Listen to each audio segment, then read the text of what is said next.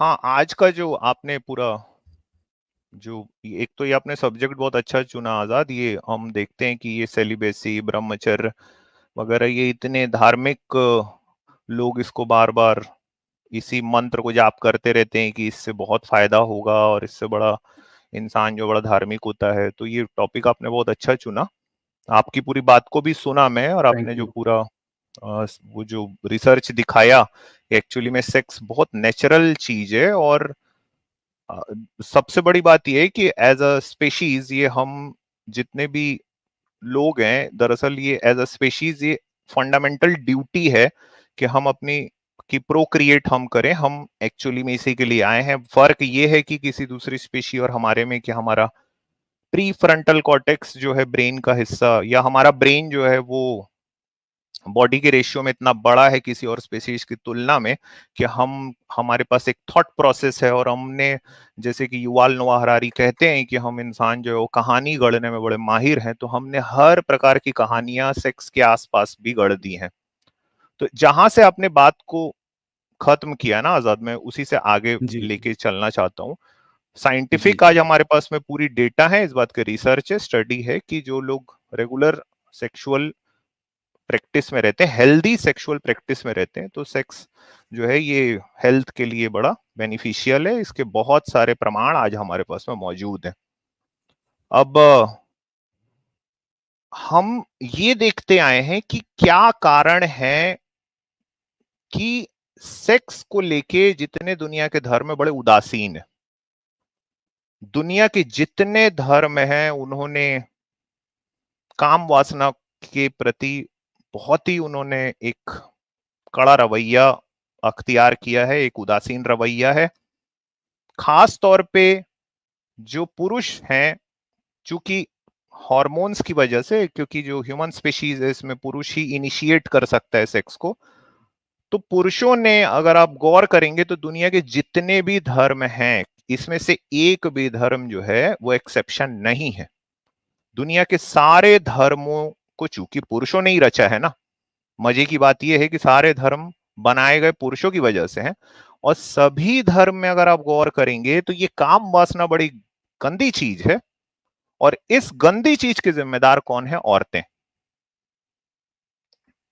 ये एक पूरा समा जो है ये पुरुषों ने बांध दिया है। और ये आज से नहीं, ये एक तकरीबन जो हमारे पास में ह्यूमन रिकॉर्डेड हिस्ट्री है 5-7 हजार साल की, उसमें हमको ये दिखाई देता लगातार आ रहा है। दुनिया के सारे युद्ध जो है वो पुरुषों ने शुरू किए हैं। युद्ध के कारण ये हैं कि उनको, जैसे कि एक कहावत चलती कि जर जोरू जमीन, झगड़े के कारण तीन।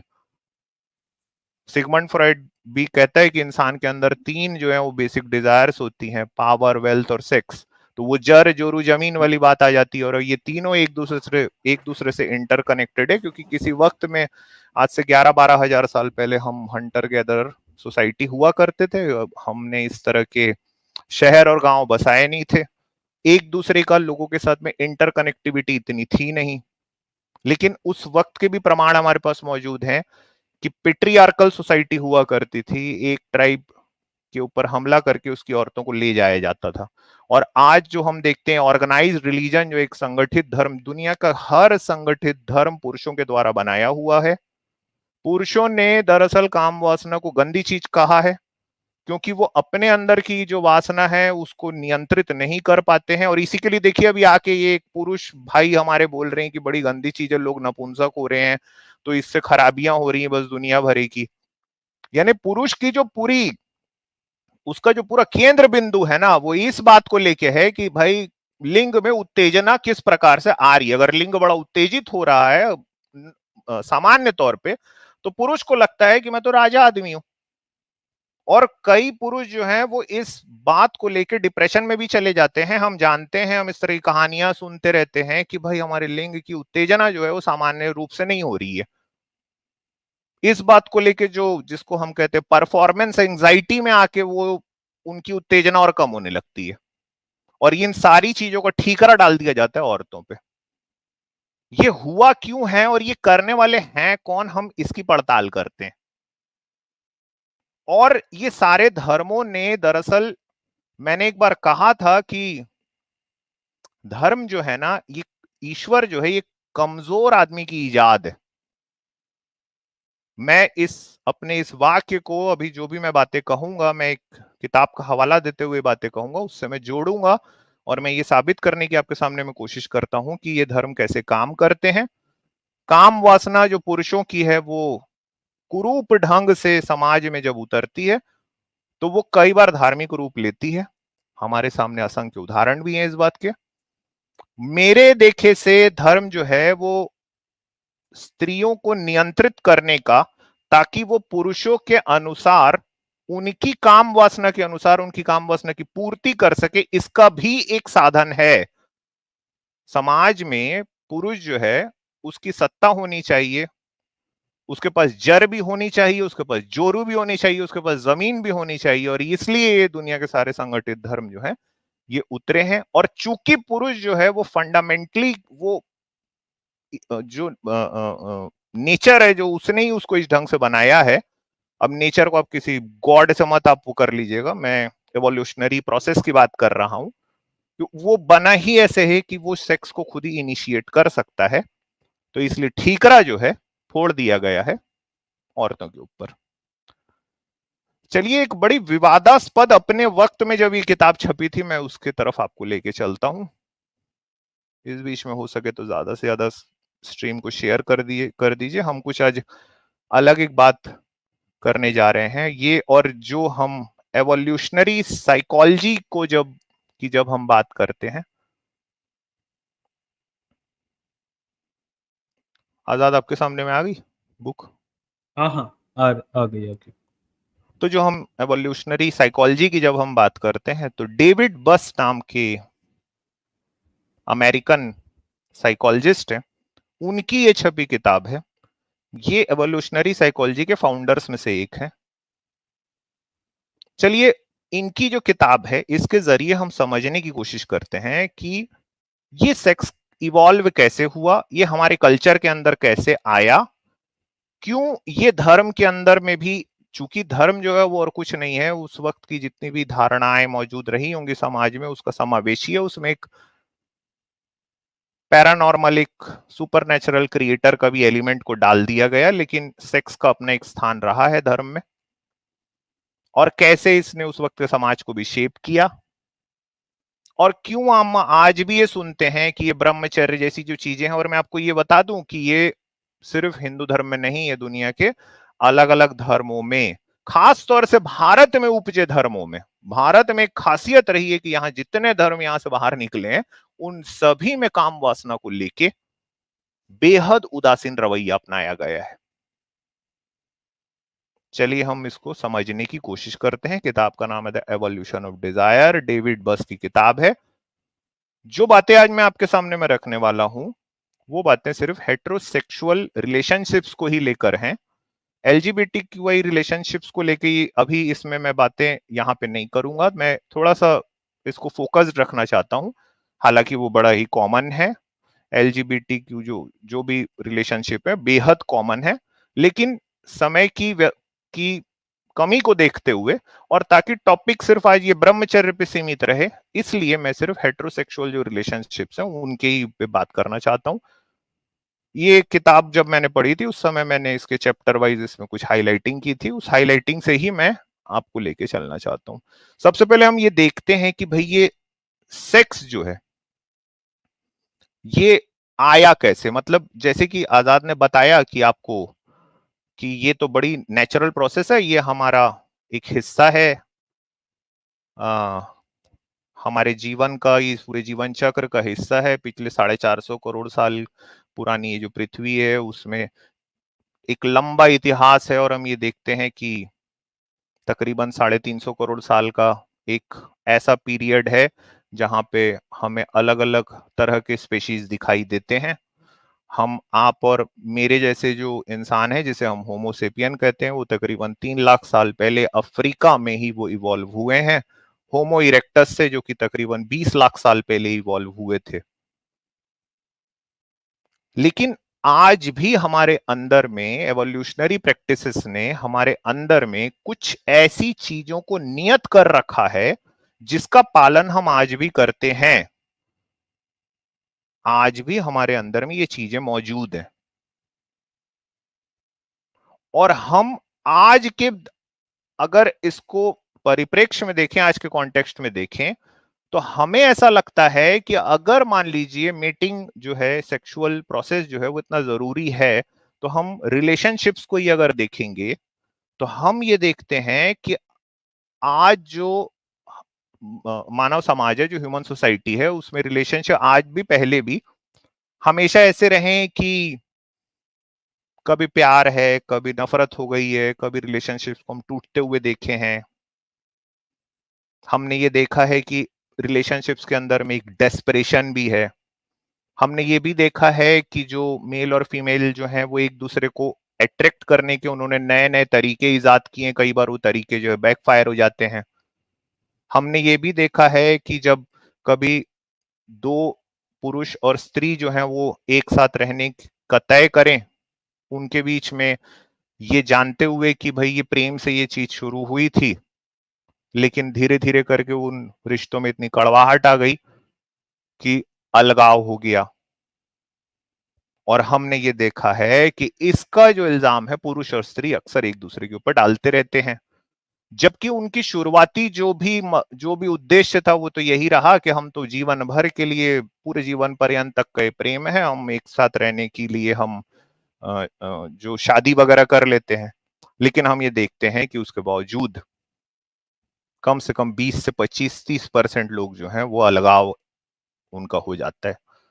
तो ये एक ह्यूमन रिलेशनशिप के अंदर में हमें ऐसा दिखाई देता है कि ये एक प्रकार का विरोधाभास है कि अचानक से ये प्रेम जो था ये ईर्ष्या में, नफरत में बदल गया। लेकिन चूंकि मैं विज्ञान का एक छात्र हूं और मैं चीजों को थोड़ा वैज्ञानिक ढंग से समझने की कोशिश करता हूं, इसलिए आज हमारे सामने में एक नई फील्ड ऑफ स्टडी है, एवोल्यूशनरी साइकोलॉजी। उससे हम देखते हैं कि क्या ये और स्पेशीज में होता है, और फिर अंत में जाके मैं इस बात को जोड़ूंगा कि क्यों ये धर्म में ही सब ये काम वासना वगैरह को लेके इतनी उदासीन रवैया है, और ब्रह्मचर्य वगैरह जो फैलाने वाले लोग हैं ये करते क्यों हैं ये काम को।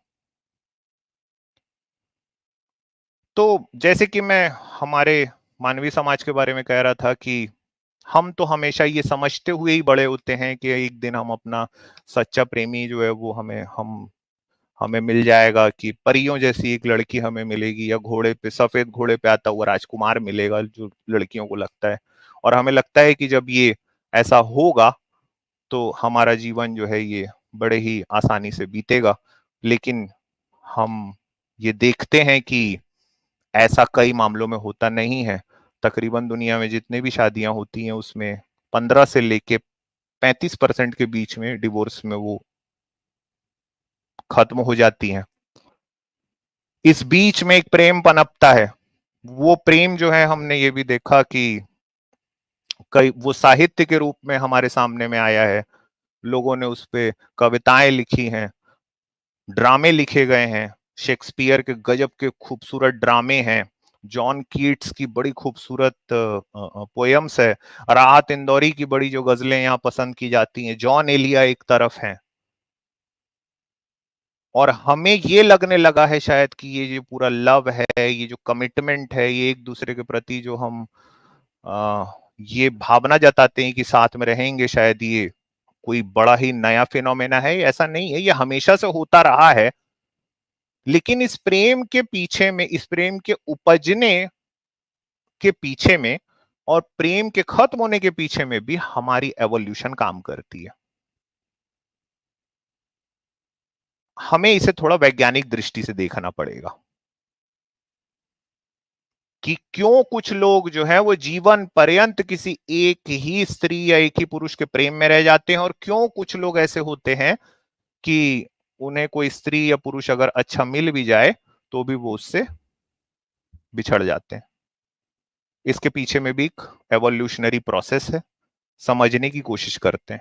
सबसे पहले हम अपने एवोल्यूशन को ठीक तरीके से समझने की कोशिश करते हैं, ताकि हम कविताओं की और रंगीन कहानियों की दुनिया से निकल के यथार्थ में, सच्चाई में आ सके। हम अपने अतीत की तरफ चलते हैं। ये देखते हैं कि हमारे पूर्वजों का क्या इसमें योगदान रहा है, जो हमारी आज की थिंकिंग है, जो हमारी आज की सोच है, उसको बनाने के पीछे। तो तकरीबन 100-150 साल पहले चार्ल्स डार्विन ने सबसे पहले एक अति क्रांतिकारी विचार दुनिया के सामने रखा, एवोल्यूशन का सेक्सुअल सिलेक्शन थ्योरी, यानी मेटिंग, संभोग की के जो रहस्य हैं, जो मिस्ट्रीज ऑफ मेटिंग है, उसने सबसे पहले दुनिया के सामने में रखा, क्योंकि वो इस बात को लेके बड़ा ही अचंभित था कि क्यों कुछ जानवर जो हैं वो किसी एक तरह के मेट को ही चुनते हैं मेटिंग करने के लिए। उदाहरण के तौर पे अगर आप किसी मोर को देखें, मोर एक बड़ा पक्षी है, वो कबूतर की तरह छोटा पक्षी नहीं है, उसके अंदर में मांस भरा हुआ है। कोई प्रीडेटर, कोई शिकारी जानवर के लिए बड़ा ही आसान शिकार है वो।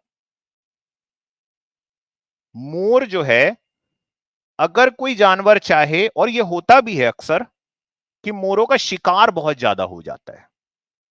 डार्विन के दिमाग में ये बात घर करी कि अगर कोई जानवर जो है वो इतना मोटा ताजा है, जो शिकार बड़ी आसानी से बन सकता है, तो सबसे पहला काम तो ये होना चाहिए कि भाई अपने जीवित रहने की जो संभावनाएं हैं इसको बढ़ाना है जानवर को। मोर तो उल्टा काम कर रहा है, वो तो अपने पंखों को फैला लेता है।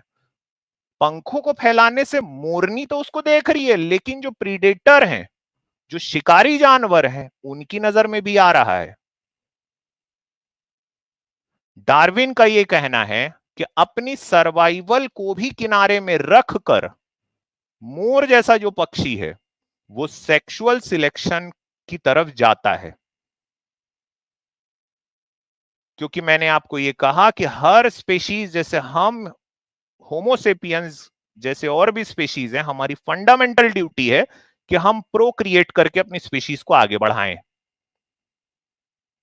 और इसीलिए धर्म के लोग जितना आपको सिखाते हैं, दरअसल वो फंडामेंटली रॉन्ग है, वो आधारभूत रूप से ही गलत है। क्योंकि अन्य जानवरों की तरह हमारा ये कर्तव्य है कि हम अपने बच्चे पैदा करें, अपनी सर्वाइवल की कीमत पर भी। डार्विन एक कदम आगे जाता है, वो कहता है कि सेक्सुअल सिलेक्शन सिर्फ यहीं पर नहीं रुकती है, सेक्सुअल सिलेक्शन दो अलग अलग रूप लेती है।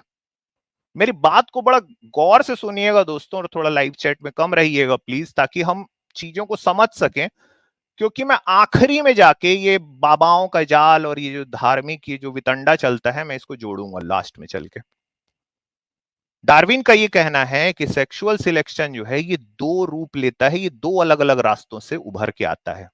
पहला है सेम सेक्स का कंपटीशन। जैसे कि आपने बारहसिंघा को देखा होगा, जो मेल बारहसिंघा होते हैं वो एक दूसरे से सींग लड़ाते रहते हैं। वो कारण ये है कि एक बारहसिंघा जो है वो दूसरे पुरुष बारहसिंघा को बताने की कोशिश करता रहता है कि मैं मेटिंग के कहीं ज्यादा काबिल हूं, मैं ताकतवर ज्यादा हूं, इसलिए मेटिंग के ऊपर अधिकार मेरा पहले होगा। बात को थोड़ा सा गौर से सुनिएगा दोस्तों, हम किसी और जानवर से बहुत ज्यादा अलग नहीं हैं। आपने कई बार लड़कों को लड़ते देखा होगा कि फला फला जो कन्या है उससे मेरा प्रेम है, अभी कन्या को पता भी नहीं है। ये वन साइडेड वाले जो रहते हैं, ये स्कूल के जो टीनेजर हैं, इन लोगों को आपने देखा भी हो, अभी कन्या को पता भी नहीं है। आपने लड़ते देखा होगा कि ये तो मेरा प्रेम है, तू कहां से बीच में घुसा। और जो ज्यादा ताकतवर होता है फिर वो छाती पे चढ़ जाता है और दो थप्पड़ मारता है कमजोर को, फिर कमजोर भाग जाता है, फिर वो उस कन्या को भूल जाता है। उसको लगता है कि अब मैं कहीं और जाके तलाशूंगा। हम कोई बहुत ज्यादा अलग नहीं है बारहसिंघा से। तो पहला जो रूप लेता है सेक्सुअल सिलेक्शन वो है सेम सेक्स कंपटीशन। दूसरा होता है जहां पे फीमेल जो है वो सिलेक्ट करे कि ये मेल से मेरा मीटिंग होगा। यानी अगर कोई लड़की कहे कि नहीं मुझे ये कमजोर है, दुबला है, पतला, इससे मतलब नहीं, मगर मुझे तो यही पसंद है, मेरा तो प्रेम इसी से हो गया, इस बात से मुझे मतलब नहीं कि ये निर्धन है, ये ताकतवर नहीं है, लेकिन मैं इसी से प्रेम करती हूं, मुझे इससे प्रेम हो गया है। और यही बात जो है ये धर्म के ठेकेदारों के गले नहीं उतरती। यही कारण है कि आप देखिए भारत जैसे देश में जो अपने आप को बड़ा तथाकथित धार्मिक देश बताता है, उस धार्मिक देश का हाल यह था कि बच्चों की छोटी उम्र में शादी कर दी जाती थी। आज भी भारत के कई भागों में होता है। इसके पहले कि कन्या जो है, लड़की जो है, उसके दिमाग में सेक्सुअल सिलेक्शन का थॉट आना चालू हो कि मैं मेटिंग किससे करूंगी, मेरे ऑफस्प्रिंग किससे पैदा होंगे, उससे वो थॉट को छीन लो। प्री फ्रंटल कॉर्टेक्स पूरा डेवलप होने के पहले वो अधिकार उससे ले लो और उसको यह समझा दो कि बुरा है, भला है, जैसा भी है, मेरा पति मेरा देवता है। अब ये सोचिए कि इस देश में सैकड़ों सालों तक महिलाओं के साथ में ये हुआ है, अप्राकृतिक काम हुआ है। क्योंकि हम ये देखते हैं कि जानवरों के अंदर में भी ऐसी कई स्पीशीज हैं जहां पे फीमेल जो है वही मेटिंग के लिए अपने पार्टनर को चुनती हैं। इसके ठीक अलग जाके अप्राकृतिक काम हुआ, जैसे कि मैं मोर के उदाहरण पे वापस आता हूं। जो मोरनी होती है, पी हेन जो होती है, वो सेक्सुअल सिलेक्शन करती है कि किस पीकॉक के साथ में मैं मीटिंग करूंगी, ये देख के कि उसके पंख कितने खूबसूरत हैं। मोर और मोरनी के किसके केस में उनके प्रेम को व्यक्त करने का तरीका और प्रेम को ग्रहण करने का तरीका और प्रेम के आभास होने का तरीका अलग है। लेकिन जरूरी बात यह है कि यहां पे मोरनी जो है वो सेक्सुअल सिलेक्शन के जरिए किसी मोर को पसंद करती है। बारहसिंघा जो है वो लड़ के करता है। और इंसानों में ये दोनों चीजें मौजूद होती हैं। लेकिन इस देश में सैकड़ों सालों तक जो दूसरा सेक्सुअल सिलेक्शन का जो रूप था उसको औरतों से छीना गया। और यहीं से शुरू होती है धर्म की कहानी, क्योंकि धर्म के जरिए ही ये काम को किया जा सकता था कि आप उसका फ्री विल, उसकी इच्छा उससे छीन लो और उसे समझा दो कि यही तेरे दायरे हैं, इन्हीं के बीच में तेरे को रहना है। फिर वो करेगी करवा चौथ, फिर वो उन्हीं दायरों के बीच में रह जाएगी, या फिर वो हिजाब पहन के घूमेगी। ये हर धर्म में हुआ है और खासतौर से भारत में उपजे हुए धर्मों में। भारत की आबादी जो है 150 करोड़ पहुंच गई और सबसे ज्यादा हजारों साल से यहीं पे ही ब्रह्मचर्य सिखाया जा रहा था। मुझे माफ कीजिएगा, मुझे अपने देश से बहुत प्रेम है, लेकिन इस तरह की हिपोक्रेसी तो मैंने किसी और देश के इतिहास में नहीं पढ़ी। आगे चलते हैं। जैसे ही डार्विन की यह थ्योरी आती है कि सेक्सुअल सिलेक्शन के दो रास्ते हैं, जिसमें से एक रास्ता तो यह है भाई कि जहां पे महिलाएं जो हैं वो अपने मेट को सिलेक्ट करेंगी, बहुत ज्यादा इस बात का विरोध होना शुरू हो जाता है। क्योंकि उस वक्त भी यूरोप जो है वो इतना सोशली कॉन्शियस नहीं था, वहां पे तब भी थोड़ी सी ज्ञान की कमी थी, आज भी है। आज भी अगर आपको लगता है कि यूरोप और अमेरिका में इस तरह की कुछ कि वहां की सोसाइटी पूरी तरह से पेट्रियार्की खत्म हो गई, तो ऐसा बिल्कुल भी नहीं है। कहीं दूर जाने की जरूरत नहीं है। डोनाल्ड ट्रंप और कमला हैरिस के बीच में जो चुनाव चल रहे हैं उसमें लोगों के कमेंट्स आप देख लीजिएगा कि अमेरिकन लोग किस तरह के काम कर रहे हैं।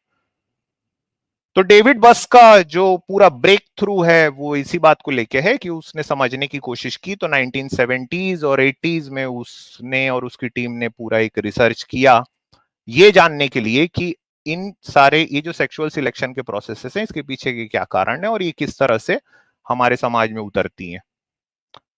इसके लिए डेविड राइख ने पूरी दुनिया के जो बड़े बड़े शहर हैं जैसे Rio de Janeiro, Sao Paulo Brazil में, शंघाई चाइना में, बेंगलोर अहमदाबाद इंडिया में, यरूशलेम और टेल अवीव इजराइल में और ईरान में तेहरान, और गुजरात के और साउथ अफ्रीका के कई अलग अलग ग्रामीण लोगों के साथ में उसने इसका पूरा एक सर्वे तैयार किया। इस पूरी स्टडी में तकरीबन 10,047 लोग पूरी दुनिया भर से शामिल थे, और इस स्टडी के जो नतीजे बाहर निकल के आए, आज उनकी बहुत सारी चीजों से आज हम परिचित हैं, लेकिन उस वक्त दुनिया हिल गई। उस वक्त दुनिया ने सोचा नहीं था कि इस तरह की चीजें होंगी। इस पूरी प्रक्रिया में ये समझने की भी मतलब एक आम समझ ये थी कि आदमी जो है वो खूबसूरती को देख लेता है, और औरत ये देख लेती कि सामने वाले के पास पैसा कितना है, और बस यही सेक्सुअल सिलेक्शन दोनों के अंदर हो जाता है। दरअसल डेविड बस की ये जो पूरी स्टडी थी ये थोड़ी गहरी जाती है, और ये जो मिथ था इसको वो शटर करती है। नहीं, सेक्सुअल सिलेक्शन चाहे वो मेल है चाहे वो फीमेल है, और मीटिंग की जो चॉइसेस हैं ये बहुत गहरी जाती हैं, और ये दरअसल एवोल्यूशन से हम साथ में अपने लेके आए हैं। ये जरूर एक बात है कि जो आदमी है वो खूबसूरत औरतों के साथ में उसको संग साथ पसंद है, लेकिन हमने ये भी देखा है कि ये बड़े लंबे समय तक के लिए नहीं, एक शॉर्ट फ्लिंग्स, एक अल्पकालीन वो जो रिश्ते हैं उनमें बंधने की कोशिश करता है, और इसी तरह की चीजें औरतों के साथ में भी है। दरअसल ये दोनों एक स्टेबिलिटी की तलाश में रहते हैं, और क्योंकि फिर से याद दिला दूं, एवोल्यूशन ने हमारे अंदर में डाला है कि हमारी फंडामेंटल ड्यूटी है प्रोक्रिएट करना, इसलिए जितने बाबा लाबा जो हैं ये जो लोगों को समझा रहे हैं कि भाई घर छोड़ो जंगल चले जाओ और ये संसार तो माया है और फलाना ढिमाका, ये सारे के सारे फंडामेंटली रॉन्ग है दरअसल। तो तकरीबन 100 साइंटिफिक स्टडीज जो हैं डेविड बस की जो किताब है, जो जो उनकी रिसर्च हुई थी उसमें निकल के आई। बाद में इस पे उन्होंने कम से कम 3 किताबें लिखी हैं, 100 अलग अलग साइंटिफिक स्टडीज हुई हैं, हजारों साइंटिफिक पेपर्स पब्लिश हुए हैं, और उससे कुछ चीजें बाहर निकल के आते हैं। हम थोड़ा जल्दी जल्दी इसकी तरफ चलते हैं। तो डेविड बस के हिसाब से भाई इंसान जो है ये सेक्सुअल स्ट्रेटेजीज बनाता है। फिर से मैं याद दिला दूं, जो आजाद ने भी आपको बताया पूरे वैज्ञानिक प्रमाण देते हुए कि आज हमारे पास मेडिकल साइंस का डेटा मौजूद है कि सेक्स जो है वो बेनिफिशियल है हेल्थ के लिए, और वो जरूरी है अपनी जो जेनेटिक लाइन है उसको आगे बढ़ाने के लिए। ये पूरा काम को करने के लिए इंसान जो है दरअसल कुछ सेक्सुअल स्ट्रेटेजीज बनाता है। अब ये सेक्सुअल स्ट्रेटेजीज आपको सुनने में ऐसा लगेगा कि भाई कोई प्लानिंग चलती है क्या मर्दों के दिमाग में, औरतों के दिमाग में? नहीं, ये सेक्सुअल स्ट्रेटेजी ऐसे नहीं होती हैं। ये स्ट्रेटेजीज हमारी बॉडी जो है ये इनबिल्ट उसके अंदर में होता है। एवोल्यूशन कुछ आपको छोटे छोटे तोहफे देता है, जैसे कि अगर बहुत ज्यादा गर्मी है तो आपकी बॉडी की एक स्ट्रेटेजी है कि आप पसीना बहाना शुरू कर दें ताकि आपके शरीर का तापमान कम हो। तो इसी तरीके से जो हमारी स्पेशीज है वो स्ट्रेटेजीज बनाती है कि हमें किसके साथ में मीटिंग करना है। वो ये नहीं होता कि हम जो सामने में दिखा हम उसी को पकड़ के उसके साथ मीटिंग कर लिए और उससे हमने अपनी स्पेशीज आगे बढ़ा लिया। इस तरह की चीजें नहीं होती। हमने चीजों को एडेप्ट किया है, और चूंकि एक लंबा इतिहास चला आया है हम इंसानों का, तकरीबन 60 लाख साल पहले हमारी जो एक ब्रांच जो है जो अलग हुई है, जहां से एक ब्रांच जो जो एप्स की है वो निकल के बनी चिंपांजी, और दूसरी ब्रांच में आज हम खड़े हुए हैं 2024 में। तो ये जो 60 लाख साल का सफर था जिसके बीच में हम अलग अलग स्पेशीज से होते हुए गुजरे हैं, इवॉल्व होते हुए आज यहाँ पे पहुंचे हैं, इन्होंने अलग अलग तरह के एडेप्टेशंस किए हैं। नेचुरल सिलेक्शन को किस तरह से करना है, जैसे कि हमारे शरीर को ये पता है कि कौन सी चीजें जो हैं वो कड़वी हैं और वो जहरीली हो सकती हैं। ये हमारे शरीर को पता है कि हमारे जो टेस्ट बर्ड्स है हमारे, उनको पता है, जो हमारी जीभ के टेस्ट बर्ड्स को, कि ये फला खाने से मैं मोटा हो जाऊंगा, ये खाने से मैं दुबला हो जाऊंगा। हालांकि हम करते इसके उल्टा है, लेकिन वो तो हमारी अपनी लालच है। लेकिन हम जानते हैं कि मीठा खाने से, कोई भी मीठा, जैसे आम बहुत ज्यादा खाने से आपका वजन बढ़ सकता है, जैसे मैंने पसीने के बारे में बताया। और हमारे अंदर में ऐसे कई सारे इमोशंस मौजूद हैं, जैसे फियर का इमोशन है। आज भी हम अंधेरे से डरते हैं क्योंकि हजारों साल पहले जब बिजली नहीं थी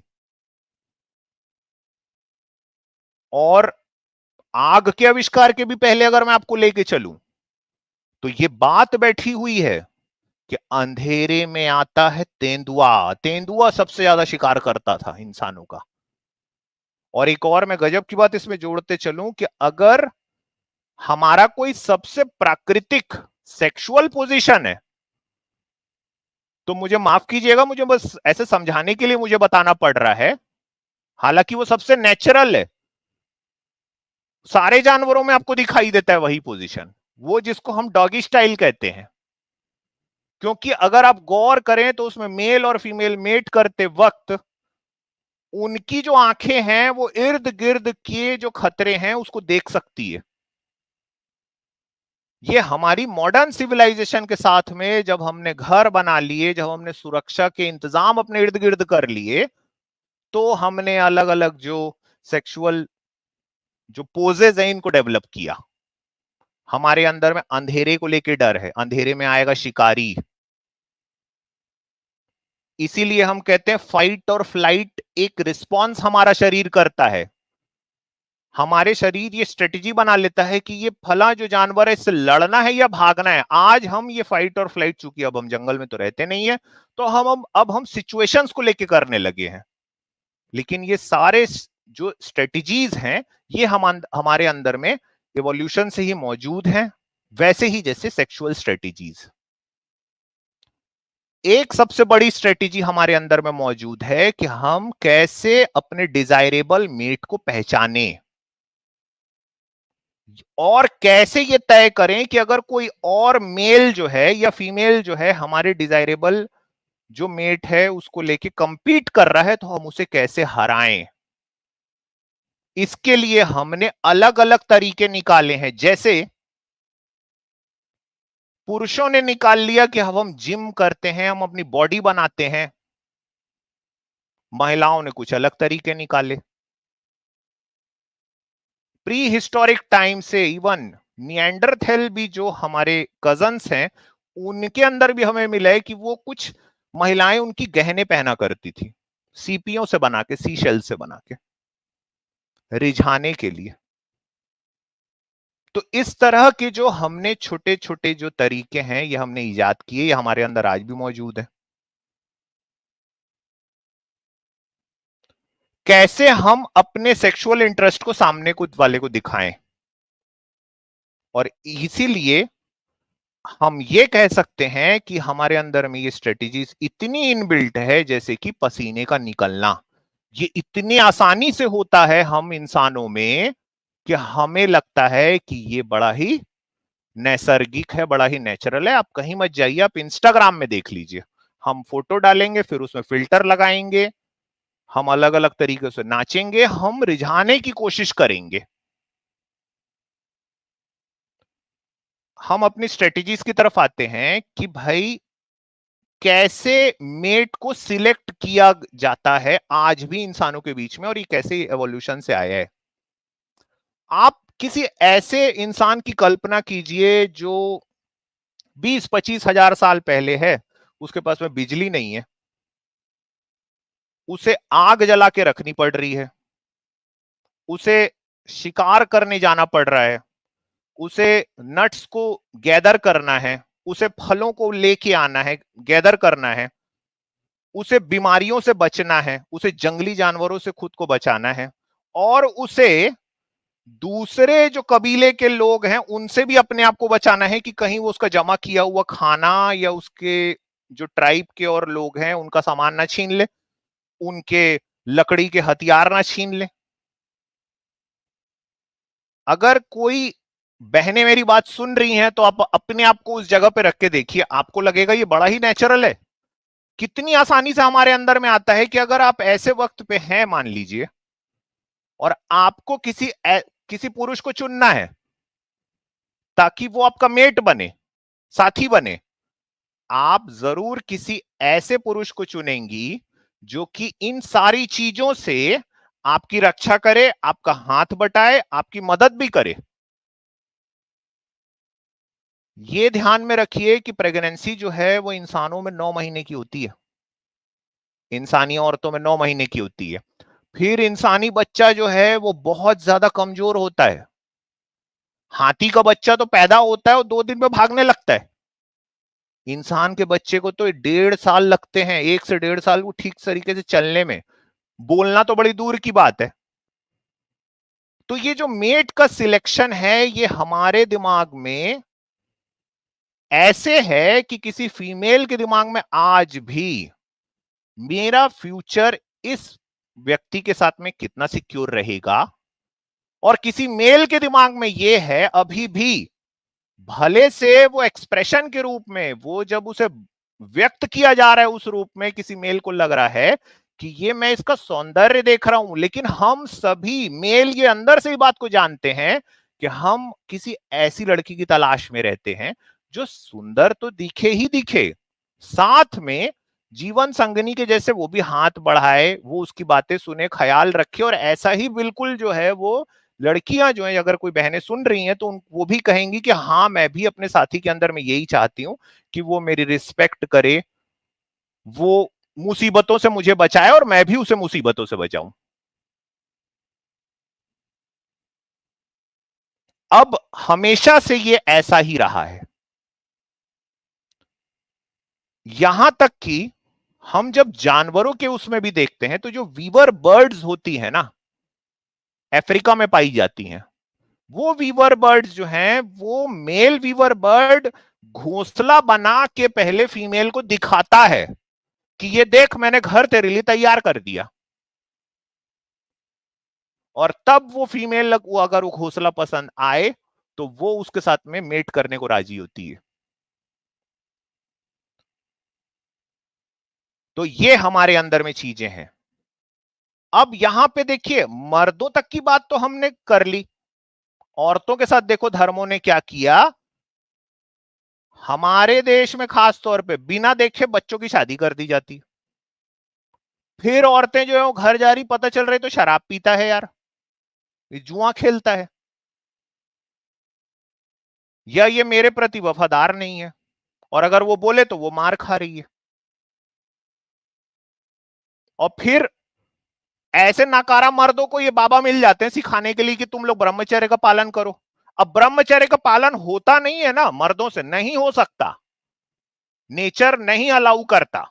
उसको लगता है कि यार ये ब्रह्मचर्य का पालन नहीं करके मैं गलती कर रहा हूं, इस गलती की जिम्मेदार कौन है, ये औरत है, क्योंकि इसी औरत को देख के मेरा लिंग उत्तेजित हो रहा है, अब जाके इसको ठोकता हूं, ये है कारण। हमारे देश के धर्मों ने कहा कि भाई स्त्री तो नरक का द्वार है। तो जो सेक्सुअल सिलेक्शन की जो फीमेल पार्ट है वो किस तरह से औरतों से छीन लिया गया, और मर्दों ने अपना पूरा शासन जमा लिया। पहले औरतों को रिझाने के लिए कविताएं बोली, जब शादी कर ली फिर ये जो बाबा ढाबा टाइप के लोग आ गए, ये सिखा रहे बैठ के किया तो जंगल चले जाओ, नहीं तो ब्रह्मचारी बन जाओ। अब वो हो नहीं सकता तो उसके लिए ठीकरा जो है औरत के ऊपर ले जाके फोड़ रहे,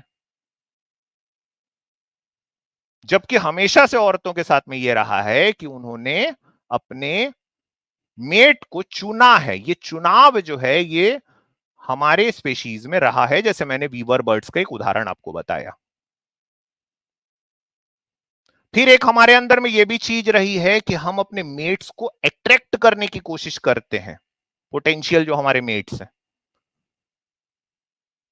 जैसे कि कैलिफोर्निया के कोस्ट में एलिफेंट सील्स होते हैं, उनके बीच में लड़ाई होती है, वो इतने भारी रहते हैं, अगर आप यूट्यूब में भी वीडियो देखेंगे, बड़े बड़े सील होते हैं, उनके बीच में झगड़ा होता है। झुंड की जितनी भी फीमेल सील्स हैं वो एक तरफ रहती हैं, और मेल सील एक दूसरे के साथ कुश्ती करते हैं। कुश्ती करते करते वो ये हालत हो जाती है कि मान लीजिए 100 लड़ रहे हैं तो 15-16 ही जीत पाते हैं। वो 15-16 उठ, वो जो सील्स होते हैं, एलिफेंट सील उनको कहा जाता है, वो उठ के बाकी के फीमेल के ऊपर कब्जा कर लेते हैं, और बाकी के पड़े हुए हैं।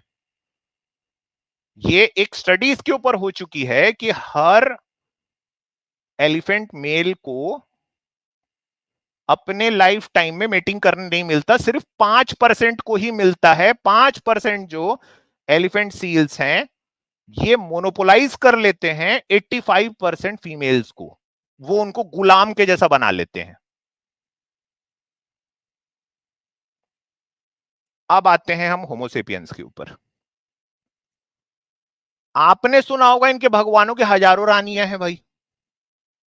ये इनके भगवान जो हैं यार वो एक शादी नहीं करते। और गौर कीजिए, जैसे कि मैं भगवान कृष्ण का उदाहरण लूं, तो गौर कीजिए कि वही कृष्ण जो इनके हिसाब से काल्पनिक अवतार राम लेते हैं, तो उनकी पहले एक ही शादी है। तो जेलिसी का फैक्टर यह है कि रावण ने कह दिया कि रावण उठा के ले गया था, तो तू अब अपने घर निकल जा।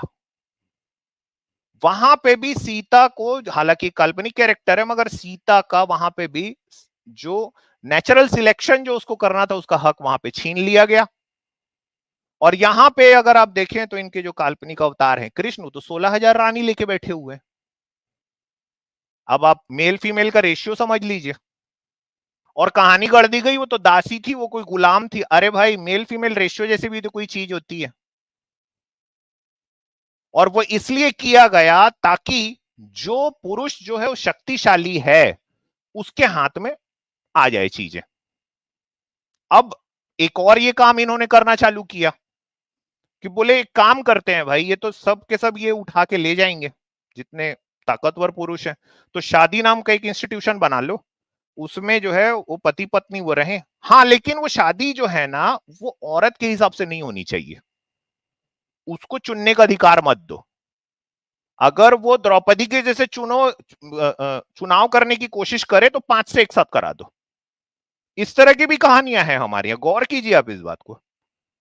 क्योंकि अगर वो चुनेगी, तो जो पंडित जी जो चुटिया हुआ के बैठे हुए हैं, उसको तो चुनेगी नहीं ना। उसके अंदर में वो नेचुरल सिलेक्शन उसको दिखाई ही नहीं देगा। मगर भाई वो तो अकेले रह जाएंगे पंडित जी, अब क्या करें? तो कहानियां बना दो और जल्दी से जल्दी इनकी शादी कर दो औरतों की, ताकि इनके सोचने समझने की शक्ति ना रहे, वो बच्ची रहे, बस उससे कर लो शादी यार। लेकिन हम ये हमेशा देखते आए हैं कि ऐसा जो है ये अलग अलग स्पेशीज में रहा है कि मेल जो है वो compete करते हैं इसी कंपटीशन को रोकने के लिए। यही कंपटीशन, जैसे मैंने बताया कि सेक्सुअल सिलेक्शन इंसानों में तो दोनों तरीकों से होता है, इस कंपटीशन को रोकने के लिए एक धार्मिक आड़ यहां पे ली गई होमोसेपियंस के अंदर में, ताकि रिलीजन को बीच में लाओ और मोनोपोलाइज कर लो।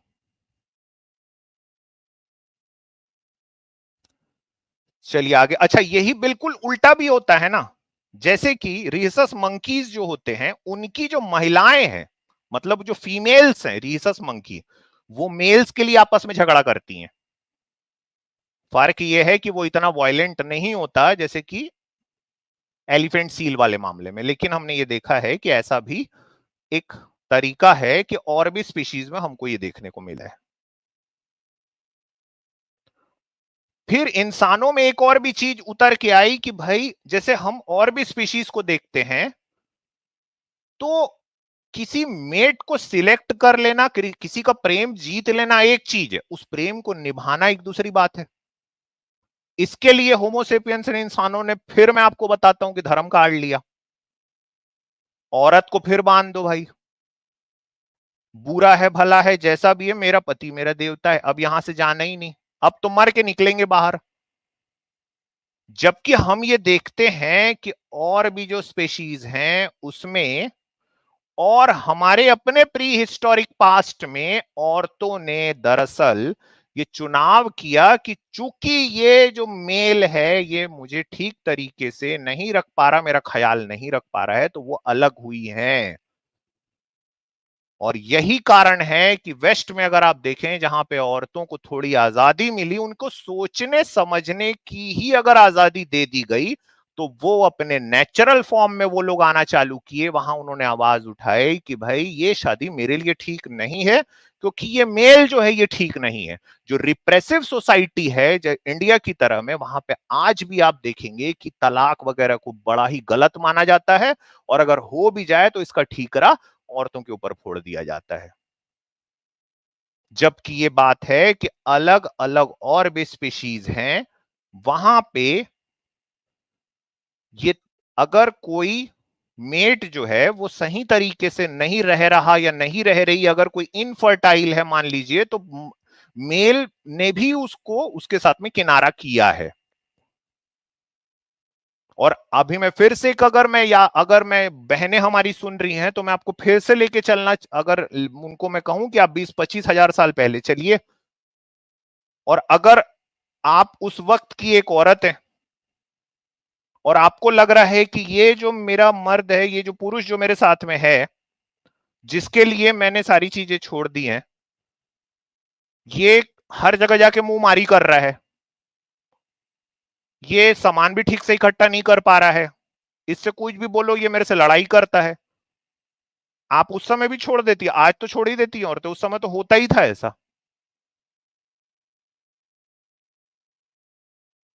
इसे रोकने के लिए हमारे अंदर में इवोल्यूशन ने एक और चीज रखी कि भाई एक काम करते हैं, ऐसे में तो संबंध टूटने लगेंगे।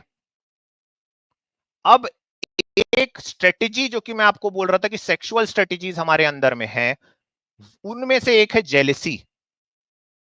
जेलिसी जो है, सेक्सुअल जेलिसी खास तौर पे, ये दो तरीके इस्तेमाल करती है अपने आप को पूर्ण करने के लिए। पहला है विजिलेंस, यानी जासूसी करना कि मेरी बंदी या मेरा बंदा कहीं और बात तो नहीं कर रहा है। दूसरा है वॉयलेंस, कि अगर ऐसा कर रहा है तो मैं जाके फला लड़की या फला लड़के से लड़ाई करूं। और इन दोनों का इस्तेमाल आप फिर से गौर कीजिए कि पुरुषों ने कर लिया। यानी जो हमारे अंदर की एक सेक्सुअल स्ट्रेटेजी होती जेलिसी की, जो कि हमारे रिलेशनशिप को ठीक करके रखती। देखिए, जेलिसी हर वक्त बुरी चीज नहीं है, लेकिन उसे बुरा इसलिए बना दिया गया क्योंकि वो एक्चुअली में जब आज के वक्त में ऑर्गेनाइज रिलीजन के जरिए जब ग्राउंड पर उतरती है, तो वो औरतों के ऊपर वायलेंस के रूप में उतरती है। अब आप ऐसे पुरुष के बारे में सोचिए जो कि ये बाबा की बात सुन के आ रहा है और बाबा उसको बता रहा है कि भाई सुनो यार, तुमको ब्रह्मचारी रहना है तो देवलोक प्राप्त होगा।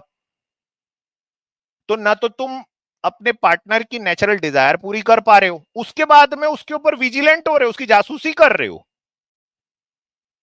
गांधी जी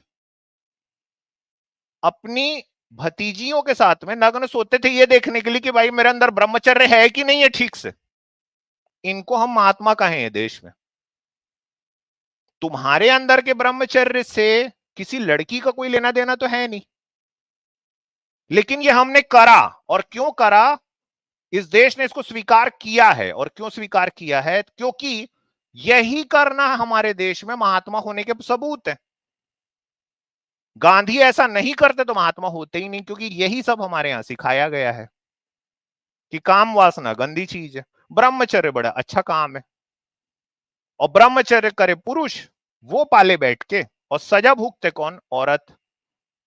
पहला, पुरुष का ब्रह्मचर्य भंग हो रहा है तो औरत को जाके उसकी पिटाई करना शुरू कर दिए, और ये कहीं और जाके कुछ अपनी नेचुरल जो चीजें हैं वो ये भी दिमाग में जेलसी बैठ गई ना कि यार ये कहीं और तो नहीं चली जा रही है, क्योंकि जैसा मैं हर औरत की तरफ देखता हूं वैसा भी हो सकता है ये भी हर पुरुष की तरफ देखती हो। तो विजिलेंस, उसकी जासूसी करना चालू। तो जो चीज हमारे अंदर में विजिलेंस, जो हमारी जेलसी हमारे रिलेशनशिप को इंटैक्ट करके रखती, उसका इस्तेमाल पुरुषों ने धार्मिक रूप से कुछ इस तरह से कर लिया कि जब वो ग्राउंड पे उतरती है तो औरतों के ऊपर वायलेंस के रूप में उतरती है। और जैसा कि मैं आपको बता रहा था, ये हमेशा से रहा है। और भी अगर आप जानवर देखें तो जैसे एक रिंग डव, कबूतर की प्रजाति का एक जानवर होता है, रिंग डव पक्षी होता है, उसको कहते हैं रिंग डव। अगर मान लीजिए उसे ये लगता है, वो मोनोगैमस होता है, रिंग डव जो है वो मोनोगैमस है, वो एक पूरी ब्रीडिंग सीजन के लिए एक ही मेट के साथ में रहता है। लेकिन कई बार ये देखा गया है कि वो लोग ब्रेकअप कर लेते हैं, क्योंकि जैसे ही उन्हें लगता है कि ये फीमेल को लगता है कि ये मेरा जो मेल है ये तो और फीमेल रिंग डव्स की तरफ जाता है, तो या तो उससे वो ब्रेकअप कर लेती है, और या मेल को लगता है कि ये फीमेल जो है इनफर्टाइल है तो वो उससे ब्रेकअप कर लेती है। यहां पे आप फिर से देखिए कि वो लोग कोई गलत काम नहीं कर रहे हैं, वो एक्चुअली में फंडामेंटल ड्यूटी निभा रहे हैं नेचर की, अपने स्पेशीज को आगे बढ़ाना प्रोक्रिएट करके। लेकिन यहां पे उस फंडामेंटल ड्यूटी को धर्म के नाम पे ब्रह्मचर्य जैसी चीजें और काम वासना खराब है। और उसके बाद में होता यह है कि फिर यही लोग जो काम वासना खराब है सिखा रहे हैं, जब कभी ये खुद विश्वामित्र बन के तपस्या करने बैठते हैं तो इनके दिमाग में आके अप्सरा नाचती है। मैं या आजाद या हम, आप जितने लोग देख रहे हैं, हम आंख बंद करके बैठे तो हमारे तो भाई सामने अप्सरा आके नाचती नहीं। आपने इतना दबाया जिसको सिगमंड फ्रॉइड कहता है कि अगर आप सेक्सुअल फीलिंग को रिप्रेस करोगे तो वो कहीं ना कहीं से तो बाहर निकलेगी ही, या तो वो एंगर के फॉर्म में बाहर निकलेगी या तो वो डिप्रेशन के फॉर्म में बाहर निकलेगी। ये तो फ्रॉइड की थ्योरी है इस बात को लेके, और यही कारण है कि इनके जो जितने ऋषि मुनि हैं, या आप गौर कीजिए, ये लोटा लेके चल रहे हैं कि हम श्राप दे देंगे कुछ भी अगर किसी से गलती हो गई तो, क्योंकि ये अपने अंदर की सारी जो नेचुरल, जो नैसर्गिक इच्छाएं उसको दबा के बैठे हुए। तो ये न सिर्फ हमारे अंदर में होता है, हमारे स्पीशीज में, ये दरअसल एक प्राकृतिक चीज है कि हम ये देखते हैं कि और वे स्पीशीज जो है ये रिप्लेस कर देती हैं।